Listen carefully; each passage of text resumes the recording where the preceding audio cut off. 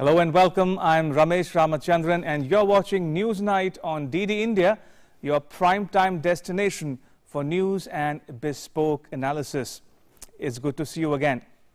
All right, on the show tonight, a deep dive into India-Afghanistan relations.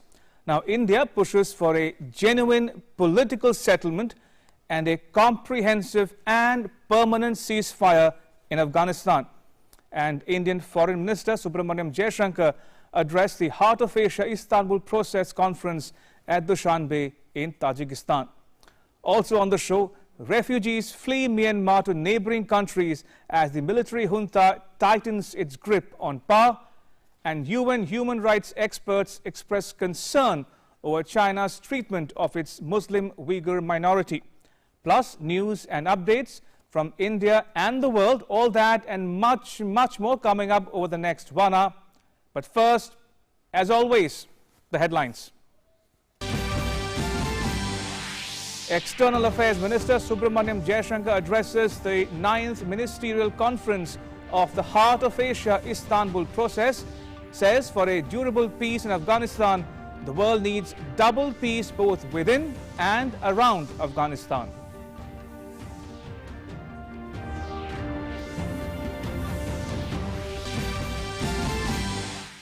India's massive global outreach vaccine Maitri continues in full swing. Made in India vaccines reach Paraguay, Niger, Zimbabwe and Fiji among 80 countries. Foreign Minister Jaishankar calls it an expression of support and solidarity.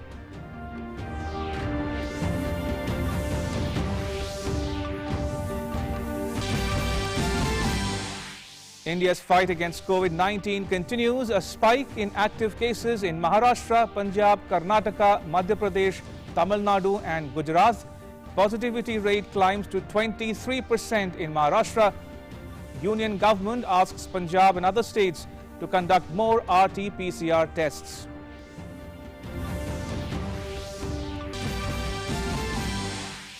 Prime Minister Narendra Modi holds election rallies in southern states of Kerala, Tamil Nadu and Puducherry, attacks the UDF and LDF over corruption and political violence, trains guns on West Bengal rivals for the death of a BJP worker's mother, promises a focus on development in Puducherry if the BJP wins the election. Campaigning ends for phase 2 of elections on 39 seats in Assam and 30 seats in West Bengal. Polling on Thursday. Leaders of political parties hold campaign rallies.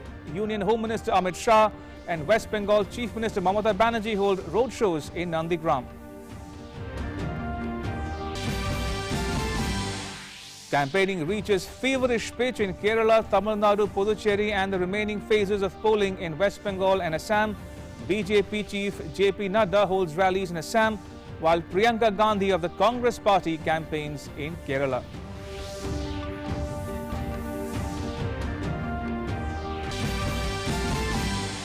And Union Government releases GST compensation of 30,000 crore rupees to states as part of compensation admissible for FY 2020-21. The total amount of compensation released so far for the year 2020-21 stands at 70,000 crore rupees.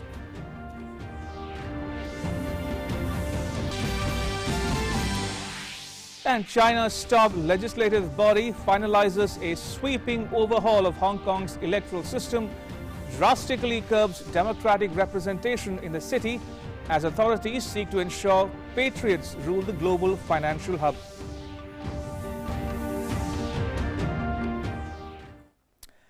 Right, let me dive straight into our cover story.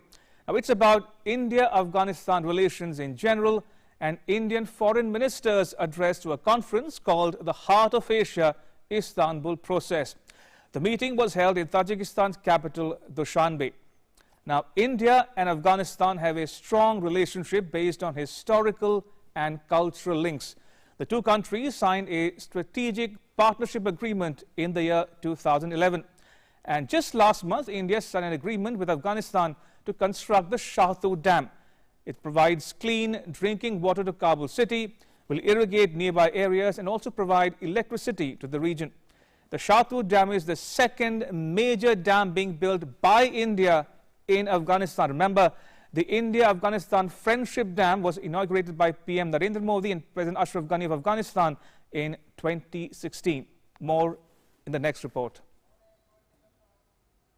External Affairs Minister Subramaniam Jaishankar told the 9th Ministerial Conference of Heart of Asia-Istanbul Process on Afghanistan that for a durable peace in Afghanistan, what is needed is a genuine double peace.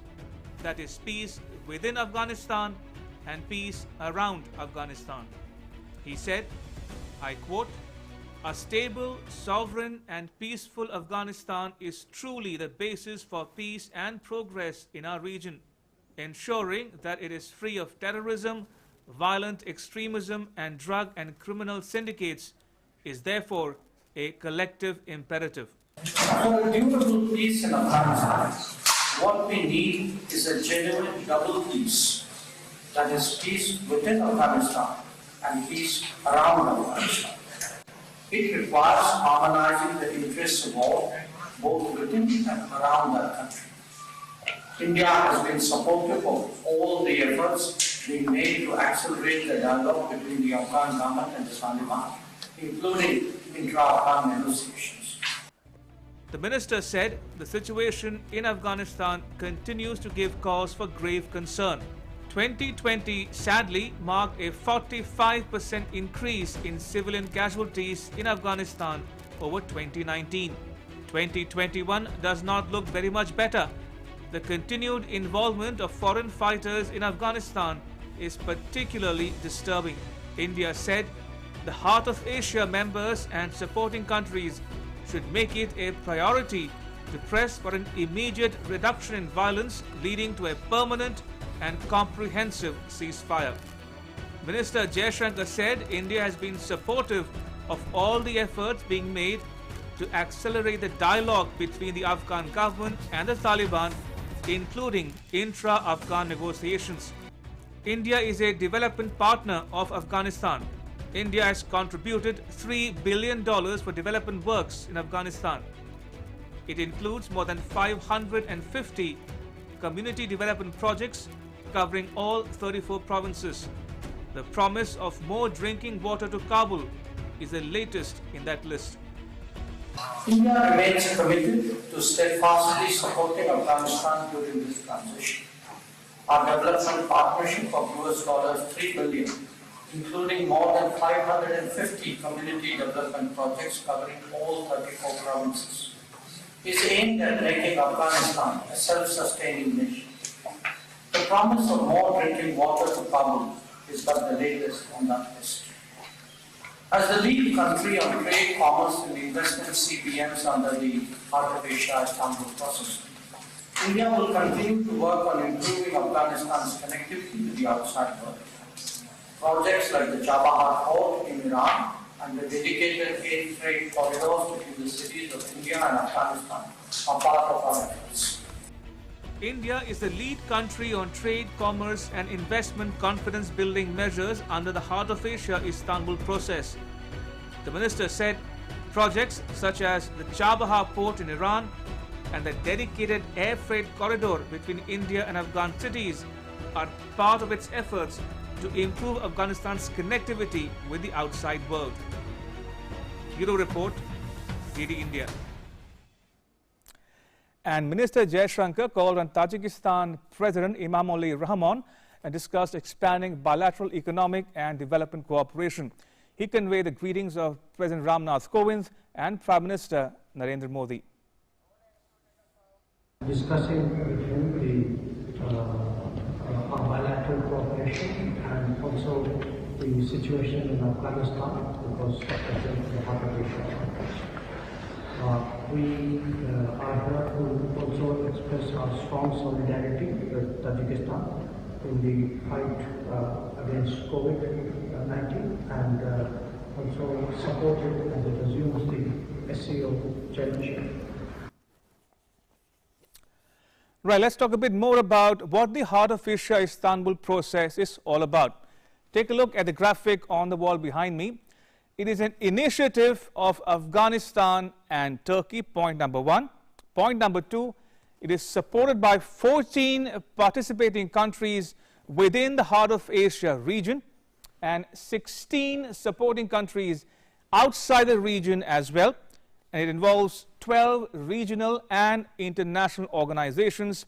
And last but not the least, it serves as a platform for promoting regional security, economic and political cooperation centered on Afghanistan. Now let's talk about the goals of the Heart of Asia-Istanbul process. Goal number one, political consultations.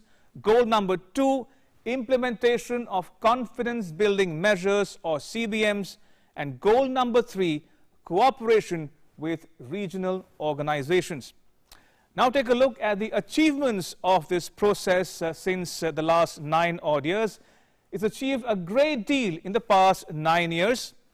Moving on to the next point, it's demonstrated its ability to bolster consensus on political, security and economic fronts. Now, participating countries, supporting countries and supporting organizations have also been dynamic, inclusive and productive. And the thematic confidence building measures address entrenched issues that Afghanistan and the Heart of Asia region faces together. And last but not the least, it served as a platform to jointly address common challenges and realize shared interests. Right, time for a very short break here on Newsnight. Keep watching DD India. Don't go anywhere.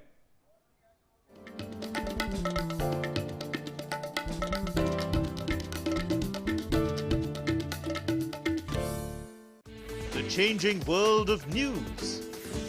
Headlines that you wake up to. News that shapes your day. Stories that matter to you. The latest and most accurate updates. A fresh start to a new day.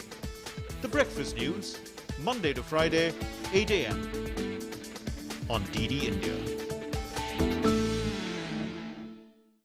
Your window to rising India. India's voice on global platforms. Latest news from India and around the world.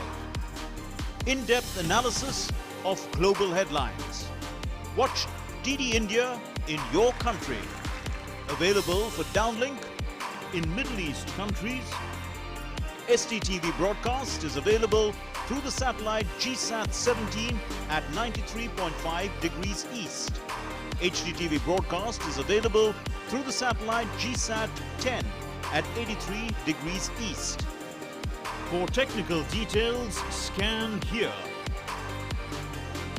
Switch to DD India now. Welcome back. You're watching Newsnight on DD India. Time now for our In Focus segment, in which we are discussing about India says peace in Afghanistan is a collective prerogative. And joining me are two very special guests, Ambassador T.C.A. Raghavan and Professor Harsh Pant. Ambassador Raghavan is a former Indian High Commissioner to Pakistan. As a Joint Secretary in the Indian Foreign Ministry, he handled the Pakistan, Afghanistan and Iran desk. If I might add, Ambassador Raghavan represented India as a non-official level at the 2018 Moscow conference, in which the Taliban also participated.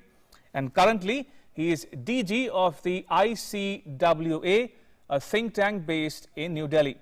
And Professor Pant is Director of Studies, Head of the Strategic Affairs Program at Observer Research Foundation. The ORF is a privately funded think tank headquartered in New Delhi. Gentlemen, welcome to Newsnight. If I can start with you, Ambassador Raghavan. Minister Jaishankar saying that there is grave cause for concern with the situation in Afghanistan. Some data for our viewers: 45% rise in civilian killings between 2019 and 2020. And number two, foreign fighters, he says, continue to wreak havoc in Afghanistan. Your thoughts, Ambassador, on the situation of Afghanistan obtaining today as we speak? Is very worrying, and on two principal counts. One is the security situation on the ground, which you mentioned. But the second factor is the looming political uncertainty, because it is very evident that the United States wants to end its longest ever military engagement, but there is no clear trajectory in sight about what is the architecture which is going to replace it, or what is the architecture which is going to emerge. So these two factors, in fact, prey on each other and add to the complexities of the present situation in Afghanistan. The political uncertainty feeds into the deteriorating or deteriorated situation on the ground in security terms, and the fact that violence on the ground continues, in turn adds to the political uncertainty about the future and the future of governance in Afghanistan. So the External Affairs Minister, in his statement, really emphasized these points. And there is a note which he struck, which is worth recalling, that certainly all the regional countries and all the active players need to work extra harder to achieve some kind of durable settlement in Afghanistan. And he says in his statement that while collective success is going to be very difficult, the alternative to it is only a collective failure. And that is a somewhat somber note to have struck, but nevertheless is very, very relevant. Absolutely.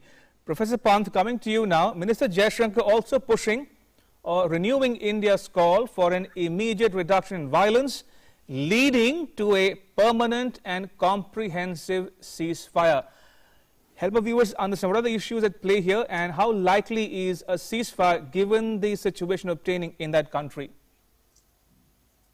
Well, this has been a long-standing problem about how do you make sure that peace process moves forward in an environment that remains free of violence. We have seen in the past that the so-called peace process has been moving forward with more process and little peace. Violence has been escalating at a number of levels, and I think the inability of the institutions in Afghanistan to rise up to the challenge has been quite obvious for a very long time.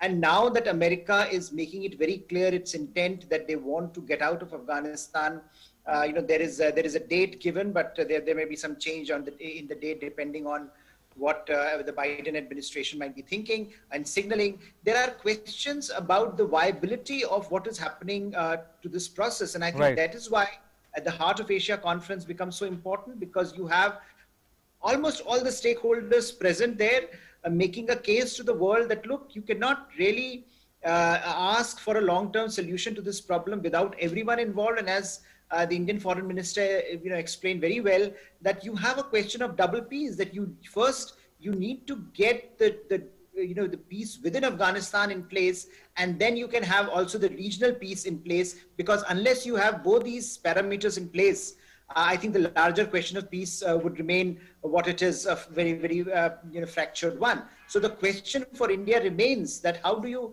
and I think question for all stakeholders, it remains that how do you look at the roadmap for peace in an environment where violence has been escalating, where the ground realities have been deteriorating, and where tensions have been mounting within Afghanistan among various multiple stakeholders. And that is why perhaps a ceasefire is so important here, that unless you have some modicum of ceasefire where all stakeholders are committed to coming to terms and sitting on the table and talking to each other in a relatively conducive environment, I think the whole question, the whole purpose behind the peace process really falls apart. And that's what perhaps is needed, and that's what perhaps all in India in particular has been trying to underscore. Ambassador Raghavan, I want your views on another point made by Minister Jaishankar in his intervention there. He says, that I quote him here, India is supportive of the efforts being made to accelerate the dialogue between the Afghan government and the Taliban, including intra-Afghan talks. Now, you were present in Moscow in 2018 when the Taliban was also present for that meeting. In your estimation, with the benefit of hindsight, can the Taliban be trusted? Can the Taliban be trusted to uphold civil liberties, including women's rights? Well, nobody knows the answer to that question. And some people have posited that perhaps The Taliban themselves at this point of time don't have a definite answer. But certainly the fact is that what has become very clear over the past few years is that the Taliban is a factor. It is a factor which cannot be ignored, and whatever durable settlement is envisaged will have to take into account the Taliban factor also. We have to deal in the end with the world as it is and not as how we wish it to be.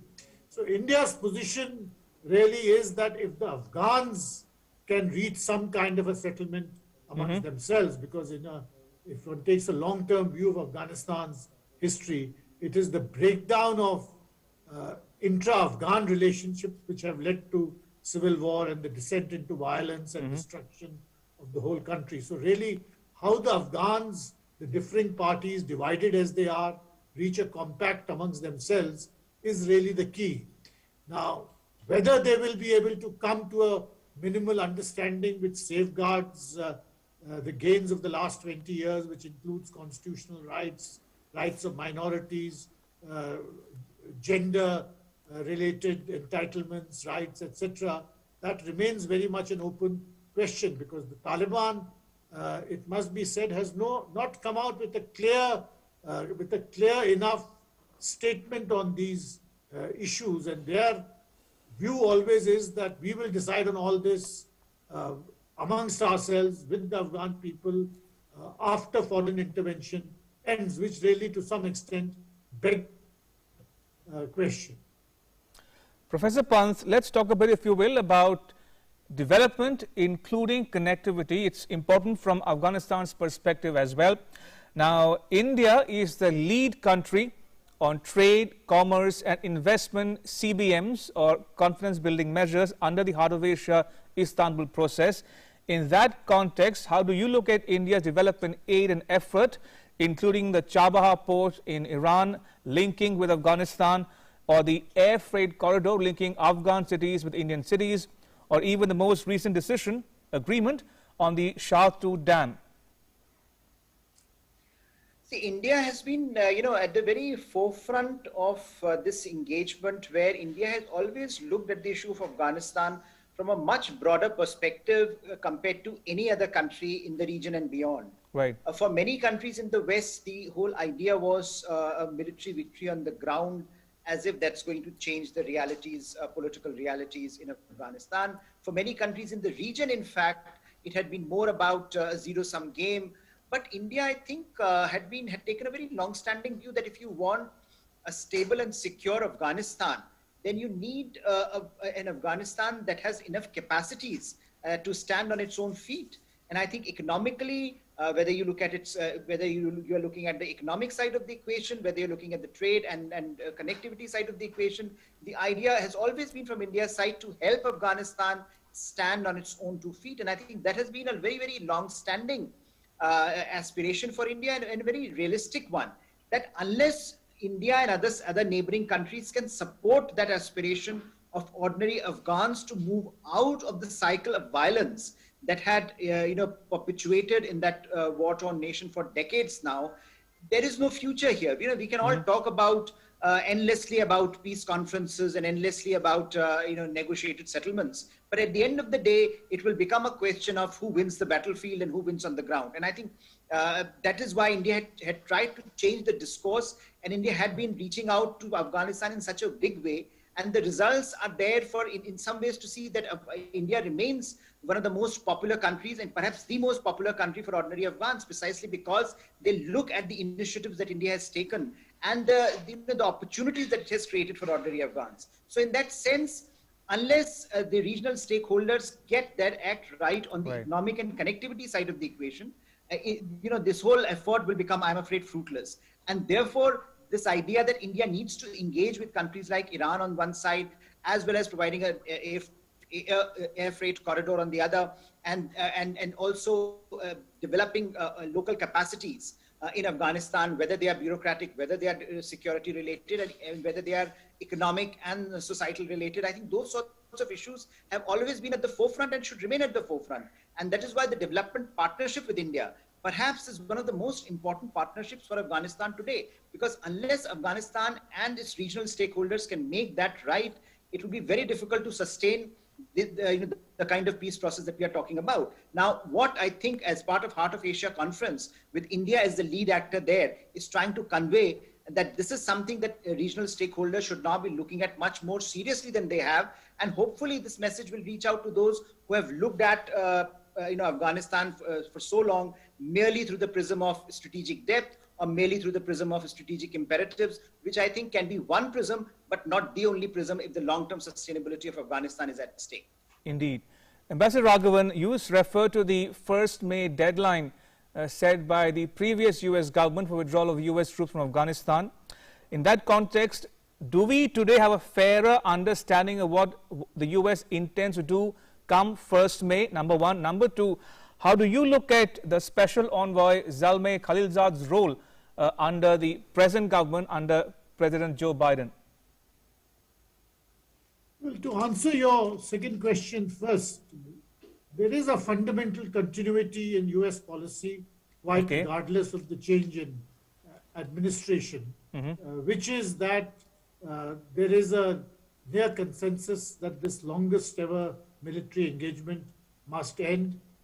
And from the US point of view, its presence in Afghanistan does not serve any of its substantive national interests. So as far as the role of the special envoy is concerned, I think it remains largely the same. How does he secure the best possible exit possible in the circumstances for the United States forces? The deadline is a more specific tactical question. It's possible that it may be, that the deadline may be changed, but the change is going to be a question of months. We're not looking at years here. And the US intent is very clear that its military engagement in Afghanistan must come to an end. What they are trying to do is to see that that end is orderly.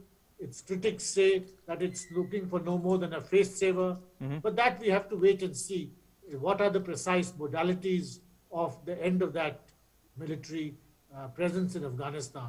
But certainly that it is going to end and end quite soon is not really in question.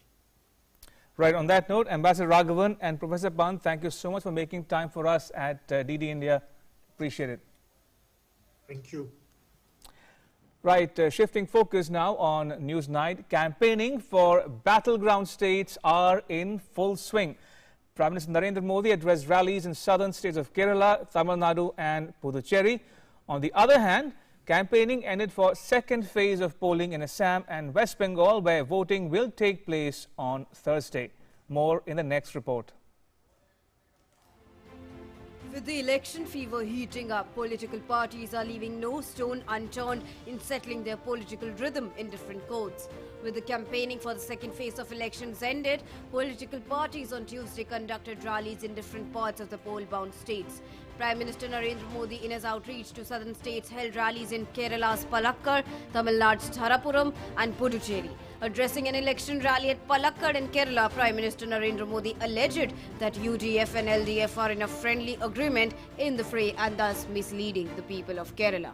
Many years, the worst kept secret of Kerala politics was the friendly agreement of UDF and LDF.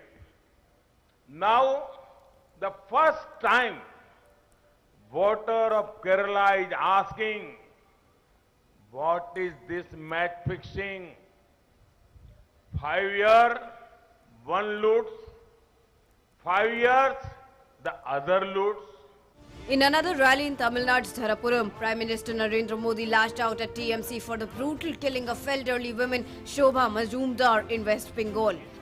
Yesterday, in West Bengal, an elderly lady, Shobha Majumdar, lost her life. A few weeks ago, we all saw with horror how goons belong to TMC brutally attack her. Did Congress show any empathy? Ending his campaign in Puducherry, Prime Minister Modi attacked the erstwhile Congress government of Puducherry and said that this year's election will be very special because the Congress chief minister is out of race. Puducherry election 2021 is unique. Do you know why? Because the sitting chief minister had not been given a ticket. So many years of loyalty, lifting the sleepers of his leader, doing wrong translation to impress his leader, still no ticket. On the other hand, a tough fight is being seen in West Bengal's Nandigram, where CM Mamata is pitted against TMC rival Shubhendu Adhikari. Voting will take place on Thursday, a total of 30 seats up for voting in West Bengal. Meanwhile, in Assam, 39 seats are vying for votes in the second phase. Amidst this, Union Minister and BJP leader Jitendra Singh quibbed Congress over a statement on the citizenship law and said that if any party wants a change in the CAA, then it should have a government at the centre. At the same time, the Congress claimed that the people of Assam have started responding to the BJP from the first phase itself. In Assam's Silchar constituency, where polling is to be held in the second phase itself, Congress leader Rahul Gandhi could not reach the last day of campaign due to bad weather. On the other hand, BJP president addressed a public meeting in Nalbari district. He announced that within the next 5 years, the party will make Assam free from floods. Brahmaputra की जो बाढ़ की त्रासदी है उससे हम निजात दिलाएंगे। बहुत बड़ा संकल्प है ये। इसके लिए सैटेलाइट सर्वे करेंगे, रिजर्वायर बनाएंगे, जहां जहां पानी अधिक है वहां रिजर्वायर बना करके नई नई व्यवस्थाएं खड़ी करेंगे, लेकिन बाढ़ की त्रासदी से असम की जनता को निजात दिलाएंगे, ये हमारा संकल्प है। In the meantime, in Kerala, Congress's Priyanka Gandhi held a rally in Kollam district and cautioned people against being fooled by false promises. On the other hand, former MP Joyce George quoted a controversy by making alleged derogatory remarks against Congress leader Rahul Gandhi in connection with the latter's interaction with the students of Women's College in Kochi last week. Bureau Report, DD India. And shifting focus to the COVID pandemic, COVID cases are once again surging in the country. 8 states account for 78.56% of the total new cases. In Maharashtra, COVID death rate is more than 23%, which is almost 4 times higher than the national average of 5%. The government has asked states to implement COVID-appropriate behavior strictly amidst rising cases. Meanwhile, more than 6.11 crore vaccine doses have been administered till date. The rise in COVID-19 cases across 6 states of Maharashtra, Punjab, Karnataka, Madhya Pradesh, Tamil Nadu and Gujarat in the country is becoming a cause of concern. According to the data, these states account for 78.56% of the total new cases across the country, while in Maharashtra, the death rate of patients is more than 23%, which is almost 4 times more than the national average of 5%. Centre has directed the respective states to increase testing and tracing. The Union Health Ministry has also expressed concerns over the growing number of cases. We have to be very, very vigilant. And not only in those states where the battle is raging, Maharashtra, Punjab, other states that we discussed at length, but in every state of the country. Because if it is there somewhere in our country, it is there in the entire country, this virus. If it is not eliminated from every village and every city, every district, every state, it is not eliminated from the country, it will hit us back. 56,211 new cases were registered in the last 24 hours across the country. Maharashtra has reported the highest daily new cases at 31,643. It is followed by Punjab with 2,868, while Karnataka reported 2,792 new cases. India's total active case load has reached 5,40,720 today. India's present active case load now stands at 4.47% of India's total positive cases. In 10 labs ने अब तक 11,064 genome sequencing दिसंबर से लेकर अब तक की हैं और इन्होंने पाया है कि उसमें 807 यूके वेरिएंट हैं, 47 साउथ अफ्रीकन वेरिएंट हैं और एक ब्राजीलियन वेरिएंट इन्होंने पाया है. On the other hand, more than 6.11 crore vaccine doses have been administered through 10,07,901 sessions. On Tuesday, the Union Health Minister also took the second dose of the vaccine at a private hospital in Delhi.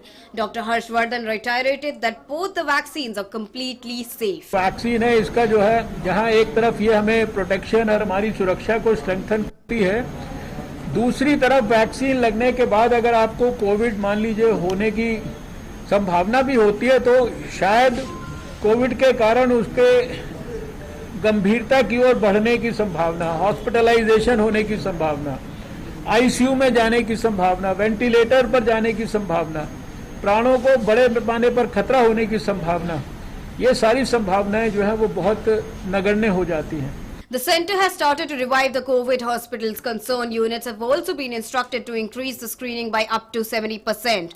On the other hand, the Director General of Civil Aviation has asked for enhanced surveillance pertaining to COVID-19 protocols at the airport. In an advisory, it further asked all airport operators to ensure that the instructions on COVID-19 protocol from the standpoint of wearing face mask properly, covering of nose and mouth, as well as maintaining social distancing norms are followed scrupulously.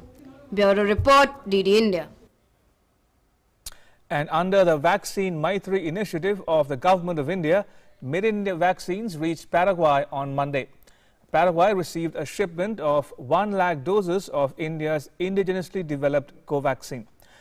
External Affairs Minister Dr. Subramaniam Jaishankar tweeted, I quote, "Never too far for friendship, Made in India vaccines arrive in Paraguay," unquote. Now, India has been supplying coronavirus vaccines to countries around the world under the Vaccine Maitri initiative. Meanwhile, Made in India vaccines also reached Zimbabwe on Monday. Dr. Jaishankar tweeted the image of the vaccine reaching the African nation, and he wrote, "Zimbabwe receives Made in India vaccines, another expression of our African solidarity." Niger too received India-made COVID-19 vaccines under the Vaccine Maitri initiative. The External Affairs Minister tweeted, "Standing with Sahel, Made in India vaccines reach Niger." And External Affairs Minister Jaishankar in a tweet also informed that in an outreach exercise to the Indo-Pacific, the Made in India COVID vaccines have reached Fiji as well.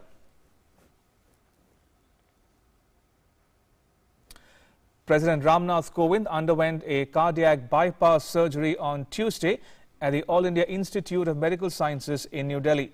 The surgery was successful. He is stable and is being closely monitored by a team of senior doctors. Last week, the President had visited the Army Research and Referral Hospital in New Delhi. Later, he was shifted to AIIMS after doctors advised him to undergo a planned bypass procedure.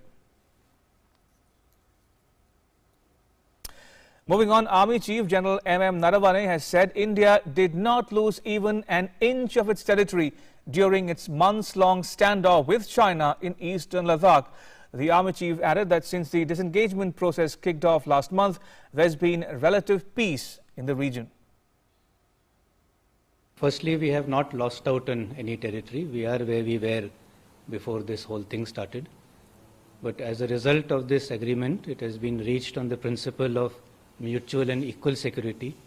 So I think that should be the way we look at this whole disengagement process, that it serves the interests of both countries to have a very stable LAC and with less chances of any confrontation taking place. That should be the larger viewpoint that we take. So future rounds of talks will continue, and I'm sure that through these talks we will be able to narrow down our differences and arrive at a acceptable solution, once again based on mutual and equal security. Now, the Paratroopers Training School in Agra is a premier establishment of the Army and Air Force. My colleague Nandita Dagar visited the school and filed this report. Take a look. The Defense Minister of South Korea, Mr. Soo Wook, is in India, and for him at the Agra paratrooping zone, AN-32s, as you can currently see, are dropping the paratroopers of the 50th Independent Para Brigade, and they are giving a capability demonstration at this establishment in Agra, which is the nursery of paratroopers. The paratroopers earn their paratrooping wings here, the paramotor badges here. They are trained in free fall also. Defense Minister of South Korea, Mr. Soo Wook, held extensive discussions with the Indian Defense Minister, Mr. Rajnath Singh, on Friday. He also inaugurated an India-South Korea Friendship Park in the Delhi cantonment area. South Korea and India have deep defense ties. The strategic partnership was enhanced to special strategic comprehensive partnership when Prime Minister Narendra Modi visited South Korea in 2015. India and South Korea have been having army-to-army talks as well as staff exchanges. The South Korean Army personnel, Air Force personnel also get trained in India. They are given training in the counter-insurgency and jungle warfare school. India and South Korea both share common values for democracy and rule-based international order. They are also for a free and open Indo-Pacific, as well as South Korea opposes Chinese hegemony in the South China Sea. That is where India is coming to its help. India also purchases a lot of arms and equipment from South Korea. The BMPs, that is these mechanized infantry vehicles, are carrying infantrymen, and they are ready for an assault and capturing vital installations of the enemy. This is just a simulation, a demonstration for the South Korean Defense Minister to showcase to him the Indian capabilities in war fighting as well as combat. With camera person RK in Agra, this is Nandita Dagar for DD News. Right, moving on, Union Information and Broadcasting Minister Prakash Javadekar flagged off the inaugural run of a diesel-electric multiple-unit train from Fulton to Pune via Lonand. The service will help the people of the region and give agriculturists access to new markets. People living in Fulton who work in private or government sectors or pursue education in Pune will get a direct train service between Fulton and Pune. The minister said a train is a big boon for the region. अब rail में इतने सुधार हो रहे हैं कि वो तेज express जैसी राजधानी जैसे चल पड़ी है। पहली किसान स्पेशल महाराष्ट्र से निकली, अभी 100वीं किसान स्पेशल भी महाराष्ट्र में ही जा रही है। यह एक तरह से हिंदूराव जी का सपना जो था फलटन पुणे डायरेक्ट कनेक्टिविटी वो मिल रही है। सुबह पूना से गाड़ी निकलेगी, फलटन को 10 बजे पहुंचेगी, फिर फलटन से लोणंद और लोणंद से फलटन आएगी और फिर शाम को फलटन से 6 बजे निकलकर 10 बजे के पहले पूना में पहुंच जाएगी। Moving on, the centre has released GST compensation of 30,000 crore rupees to states as part of compensation admissible for 2020-2021 on 27th March 2021. The total amount of compensation released so far for the year 2020-21 is 70,000 crore rupees. As per the decision of GST Council, back-to-back loan of rupees 1,10,208 crores has also been released in lieu of shortfall in release of GST compensation for the year 2020-21. Also, the centre has released rupees 28,000 crores, including rupees 14,000 crore to states and rupees 14,000 crores to centre by way of ad hoc settlement of IGST on 30th March 2021. Now, taking into account the release of GST compensation, back-to-back loan and ad hoc IGST settlement, balance of only rupees 63,000 crores approximately. Now, the GST compensation is pending to states or UTs for 2020-21. Now, take a look at what else is making news around India in our National Roundup segment. Union Finance Minister and India's Governor in New Development Bank, Nirmala Sitharaman, attended the 6th annual meeting of Board of Governors of New Development Bank through video conference in New Delhi. The finance minister underscored India's quick response to limit the impact of the pandemic and to undertake massive vaccination drives which are resulting in a V-shaped recovery. A special court in Jaipur convicted 12 members of the banned terrorist outfits Indian Mujahideen in connection with the 2014 terror plot case. The court, however, acquitted one person who was made accused in the conspiracy. All the 13 suspects were brought to the court amidst heavy security, where the court read out the conviction. After the recovery of 6 cars since his arrest, the NIA has finally seized Sachin Vajay's personal vehicle. The central agency investigating the death of Mansukh Hirain and the Antilia bomb scare case, in which Vajay is the prime accused, has recovered a white SUV from Navi Mumbai. The car, which allegedly belongs to the tainted Mumbai police cop, had been abandoned in Navi Mumbai for several days before residents of the locality reported it to the police. In a constant endeavour to connect the unconnected regions, 22 new routes have been operationalized in the last 3 days under the UDAN scheme, out of which 6 new routes have been operationalized in northeast India. Till date, 57 unserved and undeserved airports with 347 routes have been operationalized under the UDAN scheme across the length and breadth of the country.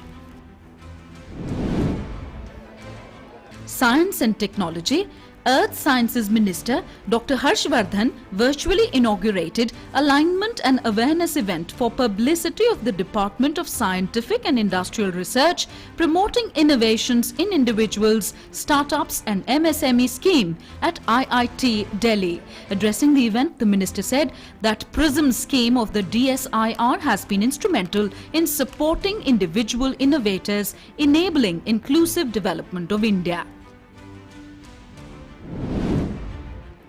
Niti Aayog on Tuesday released a report outlining the range of investment opportunities in various segments of India's healthcare sector, including hospitals, medical devices and equipment, health insurance, telemedicine, home healthcare and medical value travel. The report was released by Niti Aayog member Dr. V.K. Paul, CEO Amitabh Kant and Additional Secretary Dr. Rakesh Sarwal. 2 French naval ships arrived at the Cochin Port Trust on Tuesday on a goodwill visit to Kochi.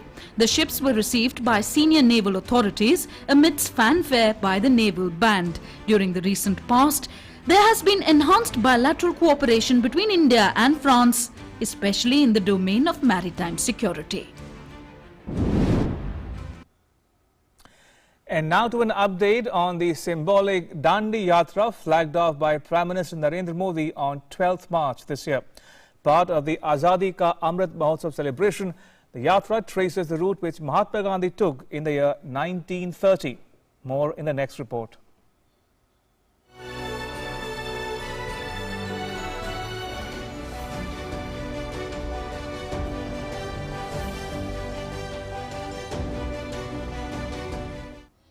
In the morning of 30th March in 1930, Gandhiji along with Padayatri Chandubhai Patel had left from Bhatgam for Delad in Surat.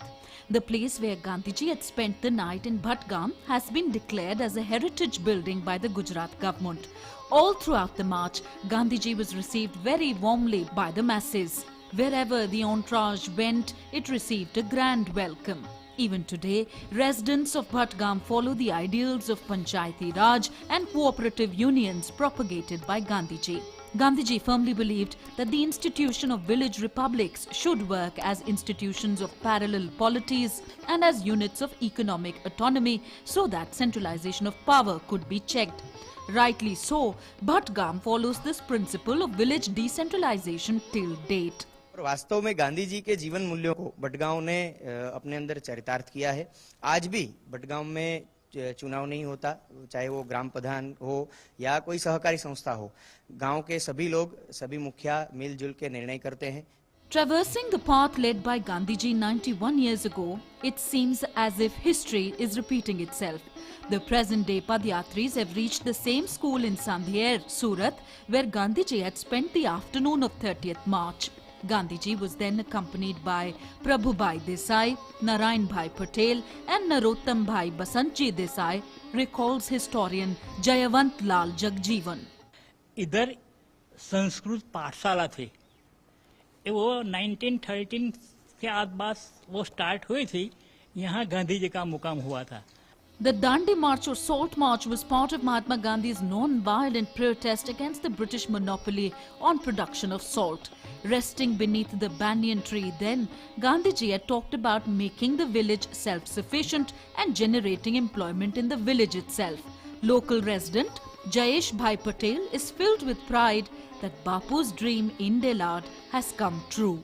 जो गांधी जी जो सोच रहे थे खादी से रोजगारी, वही रोजगारी आज यहाँ पे टेक्सटाइल दे रही है. It is important to know that Mahatma Gandhi spent 2 days in Delad, Surat, and it was on 31st March that Gandhiji undertook a Maun Vrat or a fast of silence, a weapon he used prominently as part of his philosophy of ahimsa as well as satyagraha. For Gandhiji believed that ahimsa and Maun were inextricably linked to be able to focus on selfless and disciplined activity, self-purification and self-control. Bureau Report, DD India.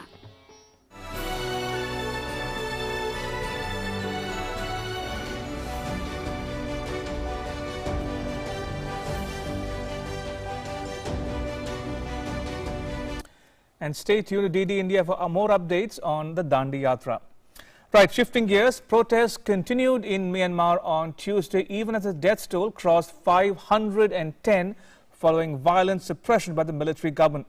As part of a civil disobedience movement against the junta, protesters asked people to throw garbage onto the streets at key intersections. According to the human rights group Assistance Association for Political Prisoners of Myanmar, at least 510 people were killed till Monday. In the meantime, about 3,000 refugees fleeing Myanmar to Thailand were pushed back despite an ongoing aerial bombardment, but Thai authorities said the army was taking care of them at the border.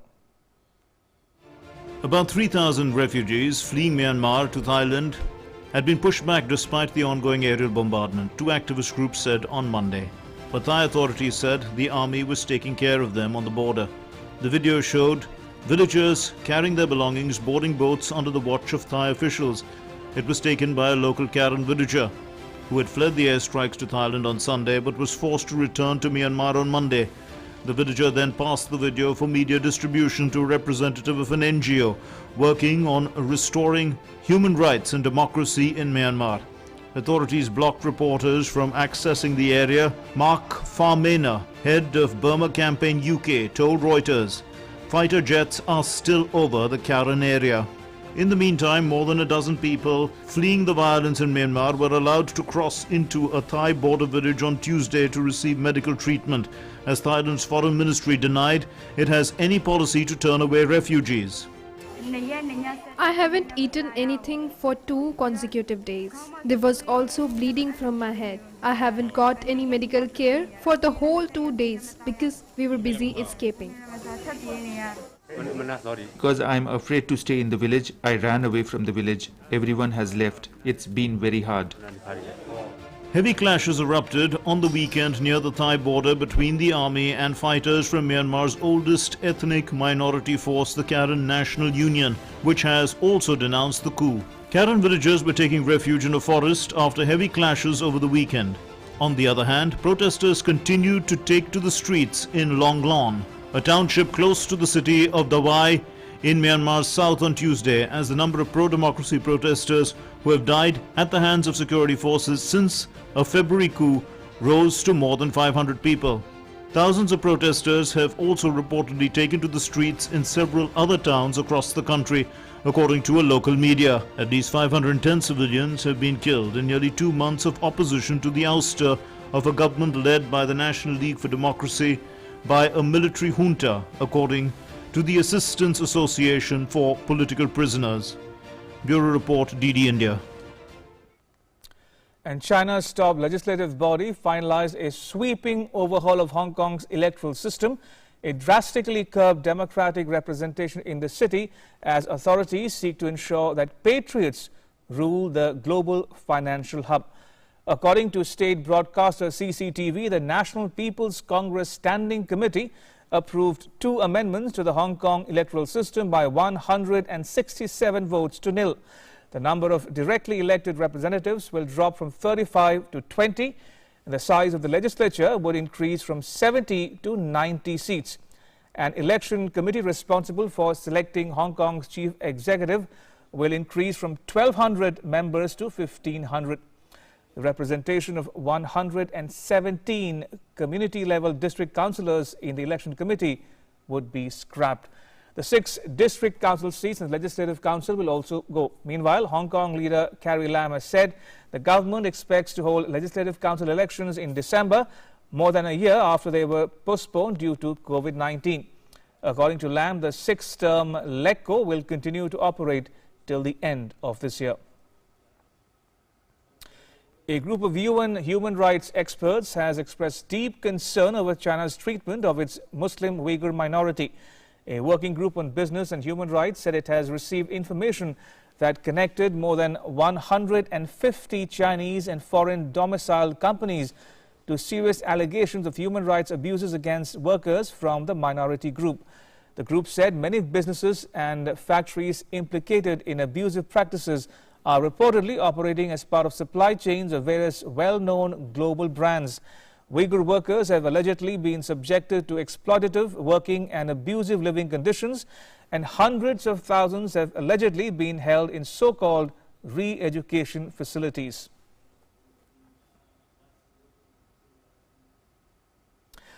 More than 100 ships passed through the Suez Canal in both directions after a giant container ship which had been blocking the waterway was dislodged.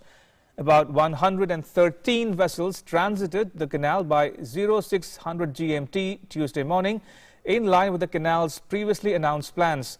Shipping convoys through the canal restarted on Monday evening after tugboats pulled the 400-meter-long ship free from the spot where it ran aground on 23rd March. In cricket news, New Zealand produced a thrilling last-ball victory to beat Australia by 4 wickets and level the 3-match T20 series 1-all. Needing 3 from the final ball of the match in their chase of 130, Mary Green under-edged Nicola Carey for 4 to secure a fine win. Opener Francis McKay's 46 from 39 balls had paved the way for the White Ferns, who were missing captain Sophie Devine through illness. Australia had earlier posted 129 for 4. The final game of the series will take place on Thursday in Auckland. And it's a wrap, but news continues here on DD India. You can catch all the latest updates on our social media, mobile and digital platforms. Thanks for watching. Bye-bye.